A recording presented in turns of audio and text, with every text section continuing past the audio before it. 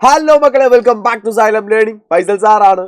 Yes മക്കളെ, നമ്മുടെ sectors of Indian economy എന്ന് പറയുന്നത് നമ്മുടെ എക്കണോമിക്സിലെ മോസ്റ്റ് ഇമ്പോർട്ടന്റ് ആയിട്ടുള്ള ഒരു ചാപ്റ്റർ. ഈ ചാപ്റ്ററിൽ ഏറ്റവും ഇമ്പോർട്ടന്റ് ആയിട്ടുള്ള കുറച്ച് കോണ്ടന്റ് ആണ് ഇന്ന് ഞാൻ നിങ്ങൾക്ക് ഡെലിവർ ചെയ്യാൻ പോകുന്നത്.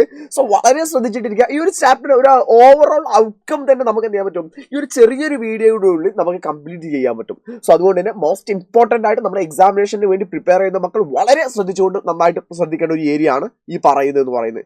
സോ നമ്മൾ ഇതിലേക്ക് നോക്കുന്ന സമയത്ത് ആക്ച്വലി ഈ ചാപ്റ്ററിൽ നമുക്ക് 3 ഏരിയാസ് ആയിട്ട് ഡിവൈഡ് ചെയ്യാൻ പറ്റുക. എന്ന് വെച്ചാൽ നമ്മൾ എന്ത് ചെയ്യുന്നു, ഈ ഒരു ഭാഗത്ത് നമ്മൾ എന്ത് ചെയ്യുന്നു, on the nature of raw materials എവിടുന്ന് കിട്ടുന്നു എന്നതിന്റെ ബേസിൽ നമുക്ക് എന്ത് ചെയ്യാം, നമ്മുടെ എക്കണോമിക് സെക്ടറിനെ 3 ആയിട്ട് ഡിവൈഡ് ചെയ്യാം. അവയാണ് primary sector, secondary sector and tertiary sector എന്ന് പറയുന്നത് 3 ആയിട്ട് ഡിവൈഡ് ചെയ്യാം. ഡീറ്റെയിൽ ഞാൻ പറഞ്ഞുതരാം. രണ്ടാമത്താണ് on the base of the working condition, organise and unorganised. And the third one on the base of ownership, public and private. ഈ 3 ടോപ്പിക്കുകളാണ് actually ഈ ഒരു ചാപ്റ്ററിന്റെ കോർ എന്ന് പറയുന്നത്. സോ ദാറ്റ്സ് വൈ നമ്മൾ ഈ ഒരു കോറിനെയാണ് ഏറ്റവും കൂടുതൽ ഫോക്കസ് ചെയ്യേണ്ടത്. ഈ ഒരു കോർ എന്താണ്, ഈ ഒരു കോണ്ടന്റ് എന്താണെന്ന് മക്കൾക്ക് മനസ്സിലായാൽ പിന്നീട് ഈ ചാപ്റ്റർ നമുക്ക് മനസ്സിലാക്കി എടുക്കാൻ ഏറ്റവും ഈസി ആയിട്ടായിരിക്കും.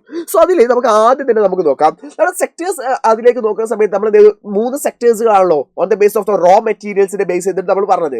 The first one primary sector and second one secondary sector and third one tertiary sector എന്ന് പറയും. അതിൽ പ്രൈമറി സെക്ടർ എന്ന് പറയുന്നത് it is also known as agriculture sector. അതിനെ നമ്മൾ വിളിക്കുന്ന മറ്റൊരു പേരുമാണെന്ന് അഗ്രികൾച്ചർ എന്ന് വിളിക്കും. അഗ്രികൾച്ചർ സെക്ടർ എന്ന് കൂടെ അറിയപ്പെടുന്നതാണ് പ്രൈമറി സെക്ടർ എന്ന് പറയുന്നത്. It forms all other products that subsequently make. നമ്മൾ മറ്റ് എല്ലാ കാര്യങ്ങളും മേക്ക് ചെയ്യുന്നത്, എല്ലാ കാര്യങ്ങളും ക്രിയേറ്റ് ചെയ്യുന്നതിന്റെ ബേസ് എന്ന് പറയുന്നത് ദാറ്റ് ഇസ് പ്രൈമറി സെക്ടർ ആയിരിക്കും. അതിൽ ഏറ്റവും കൂടുതൽ ഇമ്പോർട്ടൻസ് കൊടുക്കുന്ന അഗ്രികൾച്ചറിനാണ്. അതുകൊണ്ടാണ് അഗ്രികൾച്ചർ സെക്ടർ എന്ന് പോലും നമ്മൾ വിളിക്കുന്നത്. ഇതിന്റെ എക്സാമ്പിൾസുകൾ നോക്കുകയാണെങ്കിൽ നമുക്ക് പറയാൻ പറ്റും, അഗ്രികൾച്ചർ ഉണ്ട്, ഡയറി ഫാമിംഗ് ഉണ്ട്, ഫിഷിംഗ് ഉണ്ട്, ഫോറസ്ട്രി ഉണ്ട്, മൈനിങ് ഉണ്ട്, ആനിമൽ ഹസ്ബൻഡറി ഉണ്ട്. ഇവയെല്ലാം തന്നെ പ്രൈമറി സെക്ടർ ആണ്.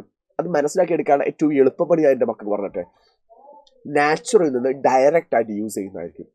അഗ്രികൾച്ചർ നാച്ചുറൽ നിന്ന് ഡയറക്റ്റാ, ഡയറി ഫാമിംഗ് ഡയറക്റ്റാ, ഫിഷിംഗ് ഡയറക്റ്റാ, ഫോറസ്ട്രി, മൈനിങ്, ആനിമൽ ഹസ്ബൻഡറി ഇവയെല്ലാം തന്നെ നാച്ചുറൽ നിന്ന് ഡയറക്റ്റ് ആയിട്ട് കൺസ്യൂം ചെയ്യുന്നതിനാണ് ആക്ച്വലി എന്ത് വിളിക്കുക, പ്രൈമറി സെക്ടർ എന്ന് വിളിക്കാം. It is also known as agriculture sector. Okay, so then the next one is secondary sector.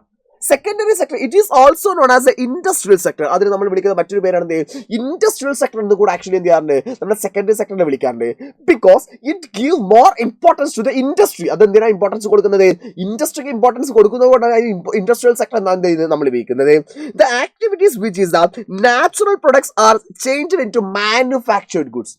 ഒരു നാച്ചുറൽ പ്രൊഡക്റ്റിനെ മാനുഫാക്ചർ ചെയ്തിട്ട് ഒരു ക്രിയേറ്റഡ് ആയിട്ടുള്ള ഒരു പ്രൊഡക്റ്റ് ആക്കിയിട്ട് ഒരു ഗുഡ് ആക്കിയിട്ട് മാറ്റുന്നത് ആക്ച്വലി സെക്കൻഡറി സെക്ടർ എന്നാണ്. ഫോർ എക്സാമ്പിൾ, ഈ വീറ്റിനെ എന്ത് ചെയ്യുന്നു, നമ്മൾ ഫ്ലോർ ആക്കിയിട്ട് മാറ്റുന്നു, പൊടിയാക്കിയിട്ട് മാറ്റുന്നു. അല്ലാതെ തന്നെ മില്ല് വെച്ചുകൊണ്ട് നമ്മൾ എന്ത് ചെയ്യുന്നു, പ്ലൈവുഡുകൾ ആക്ച്വലി നമ്മൾ ക്രിയേറ്റ് ചെയ്യുന്നു. ഇങ്ങനെയുള്ള ഒരുപാട് പ്രോസസ്സുകൾ ഉണ്ടല്ലോ. അപ്പോൾ നമ്മൾ ആലോചിച്ചൊക്കെ നമ്മുടെ റൈസ് നമ്മൾ എന്ത് ചെയ്യുന്നു, നമ്മുടെ പാഡി നമ്മൾ എടുക്കുന്നത് അഗ്രികൾച്ചർ ആണ്, പ്രൈമറി സെക്ടർ ആണ്. ഈ പാഡി എടുത്തുകൊണ്ട് നമ്മൾ എന്ത് ചെയ്യുന്നു, റൈസ് ഉണ്ടാക്കുന്നത്, അല്ലെങ്കിൽ നമ്മൾ എന്ത് ചെയ്യുന്നു, ചോറ് ഉണ്ടാക്കാൻ വിചാരിക്കുക. ആ ചോറ് ഉണ്ടാക്കുക എന്ന് പറയുന്നത് അത് ഏത് കൾട്ടിവേഷൻ ആയിട്ട് വരാം, അത് ഏത് പ്രോസസ്സാണ് വരിക. ശരിക്കും ഇൻഡസ്ട്രിയൽ സെക്ടർ നമ്മൾ സെക്കൻഡറി സെക്ടറിലേക്കാണ് വരാം. നമ്മൾ എന്ത് ചെയ്തു, ഒരു ഹോട്ടലിലൂടെ കച്ചവടം ചെയ്യുക, സെയിൽ ചെയ്യാന്ന് വിചാരിക്കാം, അല്ലെങ്കിൽ നമ്മൾ എന്ത് ചെയ്യുന്നു, ഒരു ബ്രെഡ് ക്രിയേറ്റ് ചെയ്യാന്ന് വിചാരിക്കാം. അതെല്ലാം തന്നെ. അല്ലാന്നുണ്ടെങ്കിൽ മറ്റൊരു എക്സാമ്പിൾ ഞാൻ പറയാം, അയൺ ആലോചിക്കുക, ഇരുമ്പിനെ ആലോചിക്കാം.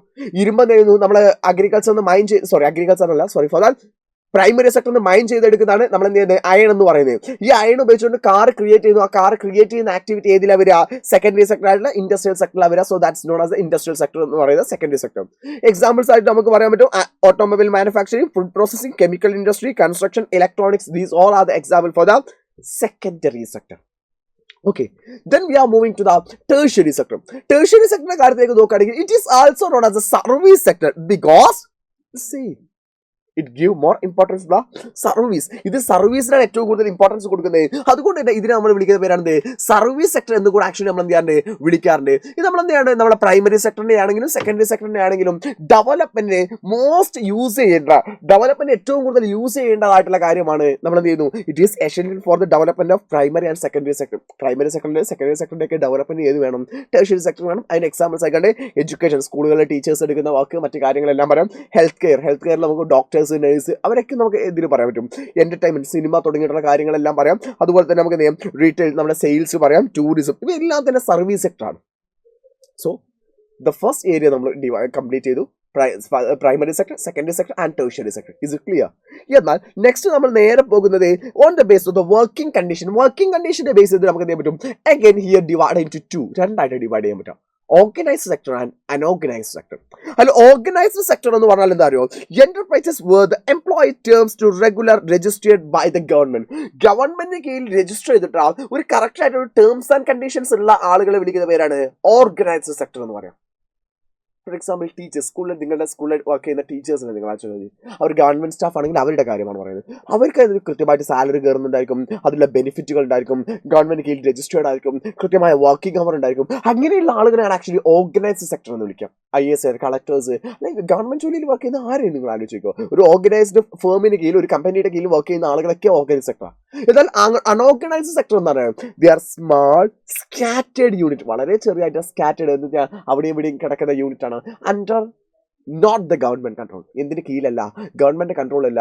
വിത്ത് ഇറഗുലർ ആൻഡ് ഇൻസെക്യൂർ എംപ്ലോയ്മെന്റ്, അതിനെന്തില്ല, എംപ്ലോയ്മെന്റ് ഒരു സെക്യൂരിറ്റിയും ഇല്ല, മറ്റൊരു കാര്യങ്ങളൊന്നും ഇല്ലാത്തതിനെയാണെന്ന് വിളിക്കാം നമ്മൾ അൺഓർഗനൈസ്ഡ് സെക്ടർ എന്ന് വിളിക്കാം. സോ ഇത് നമ്മൾ ഡീറ്റെയിലുകളിലേക്ക് നോക്കുകയാണെങ്കിൽ ഓർഗനൈസ്ഡ് ആണെങ്കിൽ എന്തായിരിക്കും? ഗവൺമെന്റ് രജിസ്റ്റേർഡ് ആണ്. അൺഓർഗനൈസ്ഡ് എന്താണ്? Not registered in the government ആണ്. അതുപോലെ തന്നെ ഓർഗനൈസ്ഡ് ജോബ് സെക്യൂരിറ്റി ഉണ്ടാവും. അൺഓർഗനൈസ്ഡ് നമ്മുടെ നാട്ടിൽ കൂലിപ്പണിക്ക് പോകുന്ന ആളെ ആലോചിക്കുക, അവർക്ക് നമുക്ക് എന്താണ് ഒരു ജോബ് സെക്യൂരിറ്റി ഉണ്ടായിരിക്കുക. അവർക്ക് ഇന്ന് പണിയുണ്ടെങ്കിൽ നാളെ പണിയില്ല, നാളെ പണിയുണ്ടോ മറ്റന്നാളെ പണിയില്ല. അതായിരിക്കും അവരുടെ സിറ്റുവേഷൻ എന്ന് പറഞ്ഞാൽ. അതുപോലെ തന്നെ ഇവിടെ ഓർഗനൈസ്ഡ് ഫിക്സ്ഡ് വർക്കിംഗ് അവേഴ്സ് ആയിരിക്കും. 9 മണിക്ക് വന്നാൽ 5 മണിക്ക് ജോലി കഴിഞ്ഞിട്ട് പോകാം. അതിന് കൃത്യമായ ടൈം പീരീഡ് ഒക്കെ ഉണ്ടായിരിക്കും. കൂലിപ്പണിക്ക് പോകുന്ന ആളുകൾക്ക് ഉണ്ടാവും ഇറഗുലർ വർക്കിംഗ് അവേഴ്സ്, അങ്ങനെ കൃത്യമായിട്ട് വർക്കിംഗ് അവേഴ്സ് ഒന്നുമില്ല. ഈ ഓർഗനൈസ്ഡ് സെക്ടറിലുള്ള ആളുകൾക്കാണെങ്കിൽ PF പോലെയുള്ള പെൻഷന് പോലെയുള്ള ഗ്രാറ്റുവിറ്റി പോലെയുള്ള ഒരുപാട് ബെനിഫിറ്റുകൾ ഉണ്ടായിരിക്കും. അൺഓർഗനൈസ്ഡ് ആണെങ്കിൽ നോ ബെനിഫിറ്റ്, മറ്റ് ബെനിഫിറ്റ് ഒന്നുമില്ല. അവർക്ക് അന്ന് ജോലി ചെയ്യുന്നു, അതിൻ്റെ വേജ് കൊടുക്കുന്നു, ലീവ് ഇറ്റ്, അതോടുകൂടെ അവിടെ കാര്യം കഴിയുന്നു.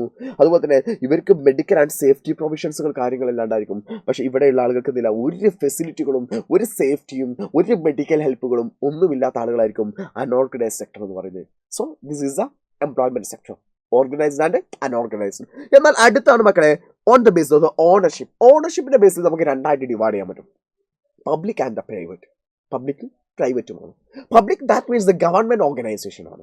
ഗവൺമെന്റ് കീഴിലുള്ളതിനാണ് പബ്ലിക് എന്ന് വിളിക്കുക. അതേസമയം പ്രൈവറ്റ് എന്ന് പറഞ്ഞാൽ ഇസ് ദ പ്രൈവറ്റ് ഇൻഡിവിജ്വൽ, ഓരോ വ്യക്തികളുടെ കയ്യിലാണ്. ഇപ്പൊ എന്റെ കമ്പനി എന്ന് പറഞ്ഞാൽ ഇറ്റ് ഈസ് പ്രൈവറ്റ് ആണ്.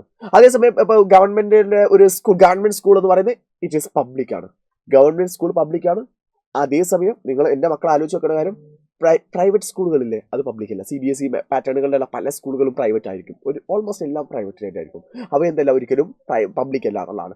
സോ പബ്ലിക് എന്ന് പറയുന്നത് it is own and operated by the government. Government ownership ഇല്ല, ഓപ്പറേറ്റ് ഗവൺമെന്റ് ചെയ്യുന്നതിനാണ് എന്ത് വിളിക്കാം, പബ്ലിക് സെക്ടർ എന്ന് വിളിക്കാം. പ്രൈവറ്റ് സെക്ടർ എന്ന് പറയുന്നത് എന്താണ്, it is own by or operated by the individual or the companies. ഒന്നുകിൽ ഇൻഡിവിജ്വൽ ഒരു വ്യക്തി ആയിരിക്കും, അല്ലെങ്കിൽ ഒരു കമ്പനി ആയിരിക്കും എന്ത് ചെയ്യുക പ്രൈവറ്റ് സെക്ടറിൽ നമ്മൾ ഓൺ ചെയ്യുന്ന അതിന്റെ ഓണേഴ്സ് എന്ന് പറയുന്നത്. ഇവിടെ നമ്മൾ ഡീറ്റെയിൽ നോക്കാം. ഓൺ ബൈ ദ ഗവൺമെന്റ് ആണ്, own by the individual or the കമ്പനിയാണ്. നമ്മൾ പബ്ലിക് സെക്ടറിന്റെ എയിം എന്ന് പറയുന്നത് വെൽഫെയർ ആൻഡ് പബ്ലിക് സർവീസ്. ജനങ്ങൾക്ക് നല്ലത് കിട്ടണം, ജനക്ഷേമം നടക്കണം, അങ്ങനെയുള്ള ജനങ്ങളുടെ വെൽഫെയർ ആക്ടിവിറ്റീസ് ആണ് പബ്ലിക് സെക്ടറിന്റെ മെയിൻ എയിം എന്ന് പറയുന്നത്. പ്രൈവറ്റ് സെക്ടറിന് അങ്ങനെ ഒരു കാര്യമേ ഇല്ല. They are only thinking about the profit making. അവർ എന്തിനെ കുറിച്ച് മാത്രമേ കൺസേൺ ചെയ്യുന്നുള്ളൂ മക്കളെ, പ്രോഫിറ്റ് മേക്കിങ്ങിനെ കുറിച്ച് മാത്രമേ കൺസേൺ ചെയ്യുന്നുള്ളൂ. Here the funded by taxes. ഇവർ പബ്ലിക് സെക്ടറിൽ ഫണ്ടൊക്കെ വരുന്നത് എങ്ങനെയാണ്, ടാക്സുകളിലൂടെ, ജനങ്ങൾ കൊടുക്കുന്ന ടാക്സുകളിലൂടെയാണ് പബ്ലിക് സെക്ടറിലേക്ക് ഫണ്ട് വരുന്നത്. അതേസമയം ഇവിടെ ആണെങ്കിലോ പ്രൈവറ്റ് ഇൻവെസ്റ്റേഴ്സ് ആണ് ഫണ്ട് ചെയ്യുന്നത്. ഇതിന്റെ എക്സാമ്പിൾസ് ആണ് നമ്മൾ പബ്ലിക് സെക്ടറിന്റെ എക്സാമ്പിൾ ഇന്ത്യൻ റെയിൽവേ പറയാൻ പറ്റും, പോസ്റ്റ് ഓഫീസ് പറയാൻ പറ്റും, വില്ലേജ് ഓഫീസ് പറയാൻ പറ്റും, അങ്ങനെ ഒരുപാട് KSRTC ഒക്കെ നമുക്ക് പറയാൻ പറ്റും, KSEB KSRTC ഒക്കെ പറയാൻ പറ്റും. അതേസമയം പ്രൈവറ്റ് നമുക്ക് എന്ത് ചെയ്യാൻ പറ്റും, ഇവിടെ നമ്മൾ ടിസ്കോ കൊടുത്തിട്ടുണ്ട്, റിലയൻസ് കൊടുത്തിട്ടുണ്ട്, ലുലു പറയാൻ പറ്റും, നമ്മുടെ വിപ്രോ, അങ്ങനെ ഒരുപാട് ഇൻഫോസിസ് പോലെയുള്ള വലിയ കമ്പനീസിന് എല്ലാത്തിനെയും നമുക്ക് എന്ത് ചെയ്യാൻ പറ്റും, പറയാൻ പറ്റും. So this is the short of this chapter. വളരെ ഷോർട്ടായിട്ടുള്ള ഈ ഒരു ചാപ്റ്ററിന്റെ ഒരു കോർ ഏരിയ ആണ്. ഇത്ര മാത്രമല്ല, ഇതിന്റെ ഡീറ്റെയിൽ ചെയ്തിട്ടുള്ള കാര്യങ്ങളൊക്കെ മക്കൾ പഠിക്കാനുണ്ട്. സോ അതിനെല്ലാം കൃത്യമായിട്ട് മനസ്സിലാക്കണം. സോ ഈ ഒരു ചാപ്റ്ററിന്റെ ഒരു ബേസ് എന്താണെന്നുള്ള കൃത്യമായിട്ട് ഈ ലൈവിലൂടെ മനസ്സിലായിട്ടുണ്ടോ, ഈ ഒരു വീഡിയോയിലൂടെ മനസ്സിലായിട്ടുണ്ടെങ്കിൽ താഴെ ഒന്ന് കമന്റ് ചെയ്താടാ, പറഞ്ഞ കാര്യങ്ങളെല്ലാം ക്ലിയർ ഇല്ല അതിൽ. So tata, by.